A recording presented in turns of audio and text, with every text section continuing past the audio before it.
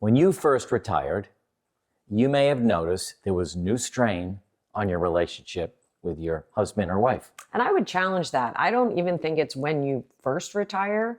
I think it's a journey through your retirement and we're kind of in one of those areas ourselves, full disclosure, where there's a strain on us with all the time that we have and what our priorities are and running in different directions at 1,000,000 miles an hour. So today we want to talk to you about how to survive retirement and how to keep your relationship intact. And we're bringing this up because we saw an article in Forbes magazine that we want to reference because it did a really good job of bringing up 6 or 7 points that some we agree with, some we don't, and we want to add in our own take on that too. But backing up to where you said we're in one of those points too, what's happening?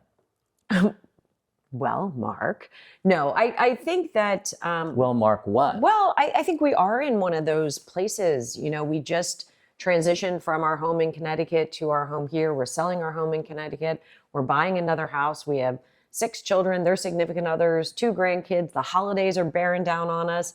And we both have different priorities. You know, our roles, I guess to our first point, our roles in retirement are very different than our roles were when we were in our corporate careers.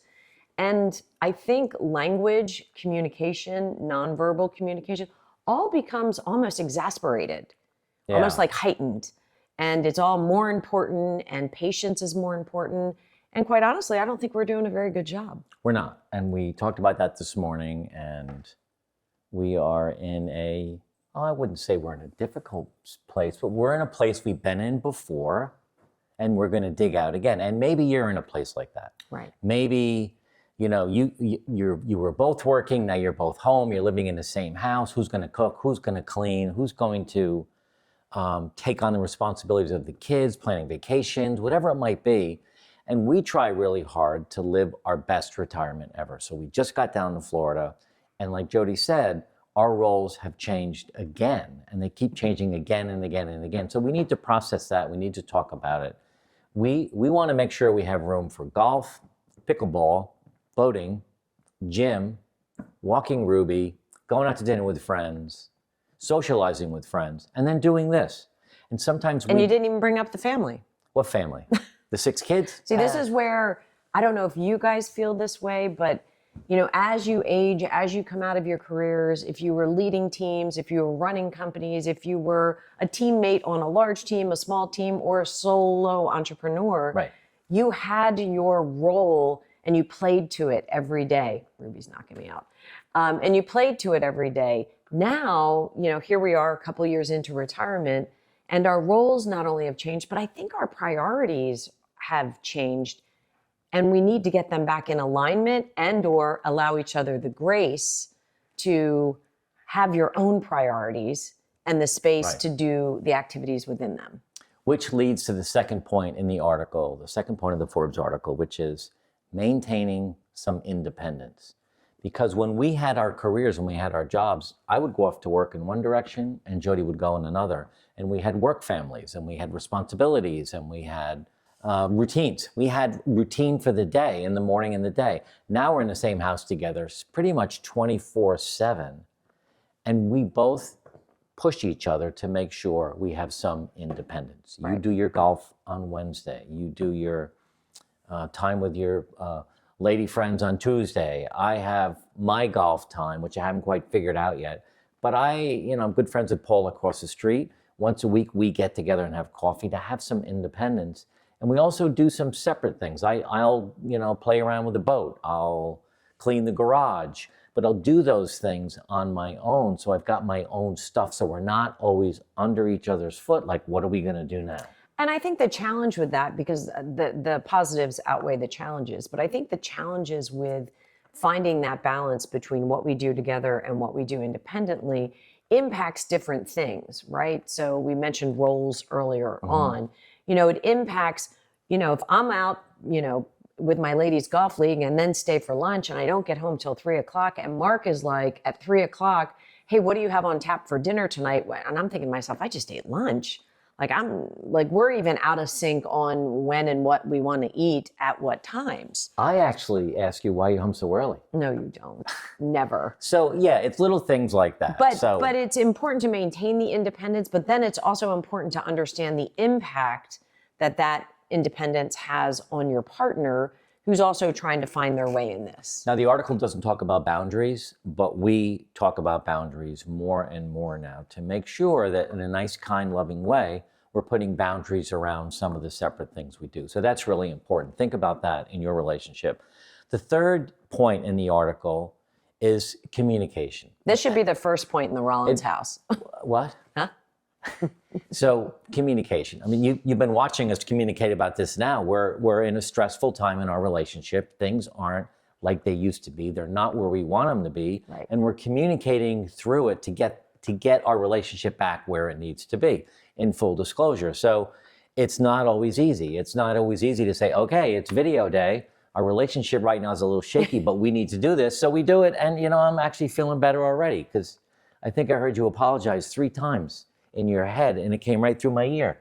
No? Welcome to my world, 60,000 subscribers. So, communication is important. Well, and knowing that we all have different communication styles. Mm-hmm. My communication style is very direct.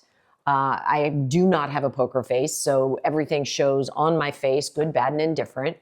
And I need to manage and maintain my composure when we're in a difficult communication spot, like we're in right now, quite frankly. And we have to have it get better. Acknowledging it, I think, is the first step. But it has to get better because otherwise you guys aren't getting any more videos.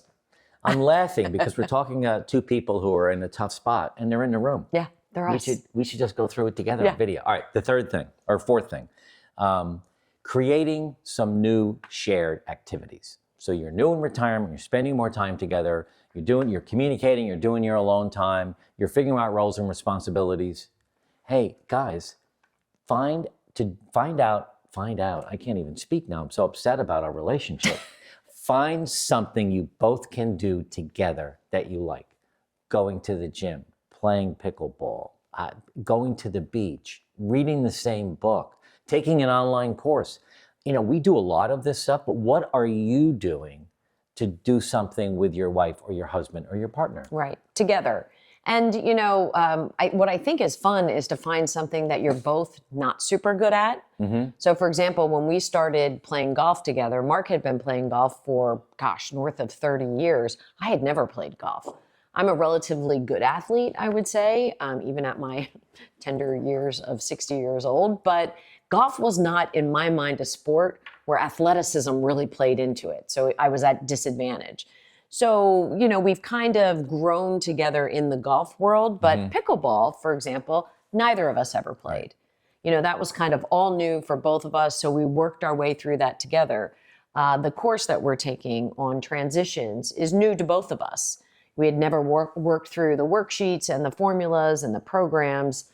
And that's been kind of fun to do together. Yeah. So I think not only finding things that you do together, but carefully selecting things that perhaps neither of you are particularly good at to try. The worst thing I could do is become Jody's golf coach. That would never happen. Just not going to happen. So finding shared activities.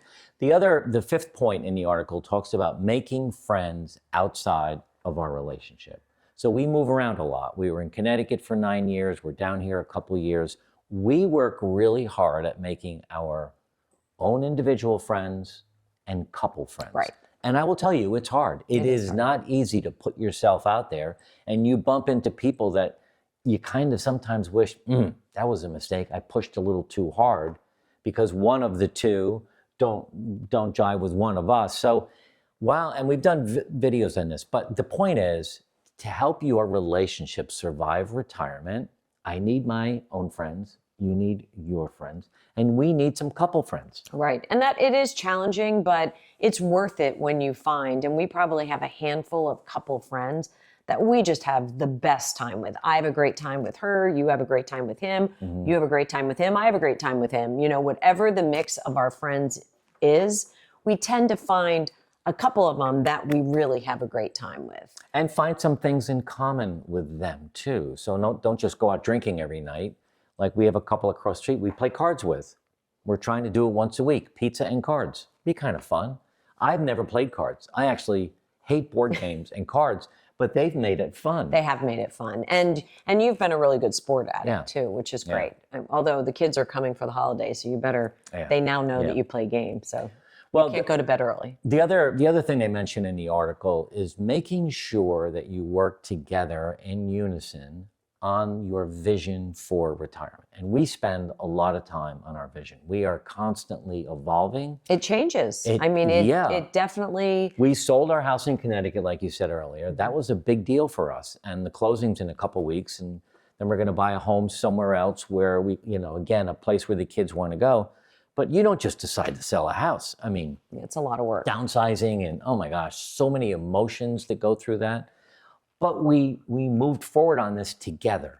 And it wasn't always easy, and we weren't always in alignment, but we ended up in the same place, which is good. Which is really good. So, that last point, working together on a vision, with a lot of our clients, that's where we want to start with individuals, first of all, and then with couples, what is your retirement vision? And find those spots of alignment or those spots of misalignment. And deal with the ones that you're misaligned on. Downsizing is one that we find couples are often very misaligned on. We happen to be okay on that one, but believe me, we have our others that we're misaligned on. Well, that's true. Well, we hope you like this video. This next one, how to fight fair. Watch this video next to really help you and your partner go through the process of discussing some of the difficult things that you might need to discuss.